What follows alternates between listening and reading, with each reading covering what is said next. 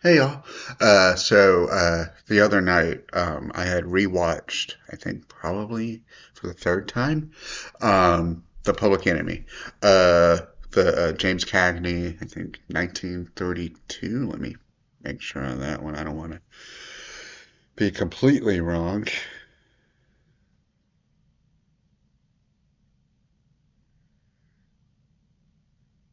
31.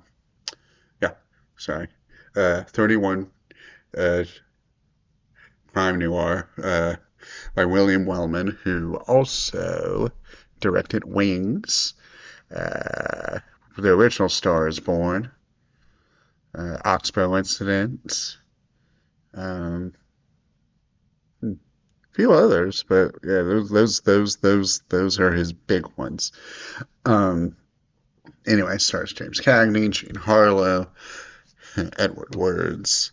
Um, it's beyond a classic. It's one, like I said, I've seen it a couple of, like, three times now.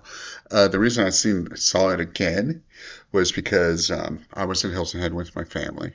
As some of my previous videos showed, but um, we went to Savannah, and Savannah has the Prohibition Museum, and the Prohibition Museum's good. It focused more on, like, the temperance movement and prohibition itself, and then a little bit at the end, the gangster stuff and flappers, like with one room, and that part kind of disappointed me. I wanted to see more of that. Anyway, but it got me in the mood for watching Public Enemy because Public Enemy begins and it has, like, scenes that are pretty much directly in the museum, which was interesting. Um, I do really like it. I would say the ending's a little but it's a story of a Irish kid and his friend growing up, joining a gang, and trying to rise up in the ranks. They really don't get that far as compared to, like, some of the other ones, but this one is more like template based, like this, along with, like, Scarface and uh,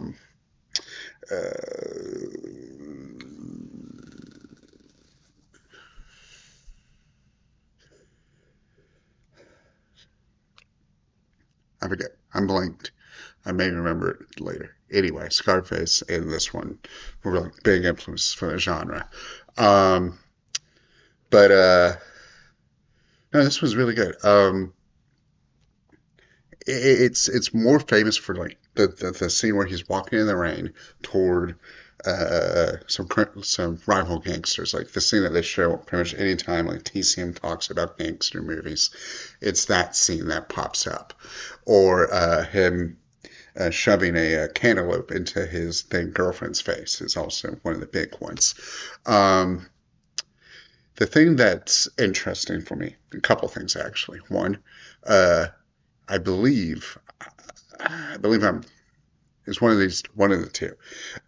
One of his suits in one of Kennedy's suits in the movie was used on his wax figure in the Great Movie Ride at Disney, or used to be at Disney, and it's either the one that he's wearing in the rain in that famous shot, or when he is, like, it's his wedding suit, like not his wedding suit, but like the suit he wore to his best friend's wedding. Um, it's one of those. I don't remember quite which, but it's one of those, which is always interesting. This one, it does have that, like, you see this a lot in early gangster movies and war movies. Is that very, very light queer coding? There's a little bit of, like, does he love his best friend? Does he um, uh, not really care for women, or is he, like, bi with a male lean? Because there's, like, several things where he's like, I don't really care for women. Who needs them? Whatever.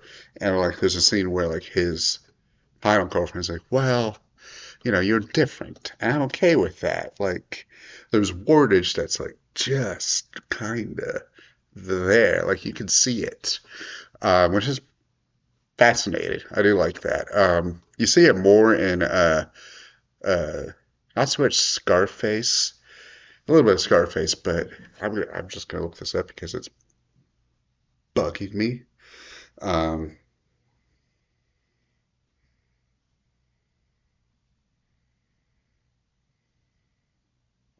Mhm. Little Caesar. Thank God. Little Caesar and Scarface have a much more of that. Um, that instance of like the best friend or whatever dying and there being way more like invested in that.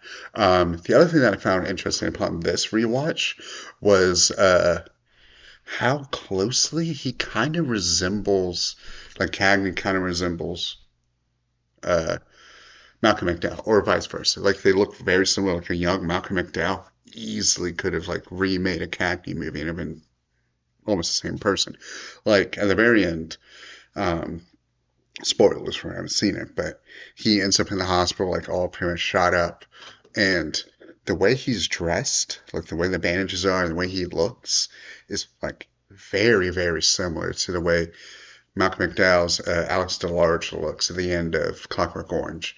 And I don't know if that's on purpose, and I don't know if that's just me reading into things, but it's very similar. And speaking of that ending, that's the part that I'm kind of about. Like, I know it has to end with like the character either regretting his choices or dying or whatever, because they wanted to not portray the gangster life as a good thing. But I feel like he should have died. Like there's like right before that, he gets shot up in the rain, and he says like, "I ain't so tough," and like collapses. Like that would have been fine. Like, but it went on for like another 5 minutes or so. And I don't feel like it needed that. Um, that may have been just tacked. I don't feel like it was tacked on, but it did feel that way. I think that's probably my biggest complaint. Is just that. Plus, also like, oh look, they're teenagers. It's like, are they though? Or like there's having them play teenagers at some point is a little whatever. But very good. Do love it. I suggest checking it out. It's on Max. Um, yeah, very good. Till next time again. Please like, comment, subscribe, share it amongst your friends, and hit the notification bell, and I'll see you later.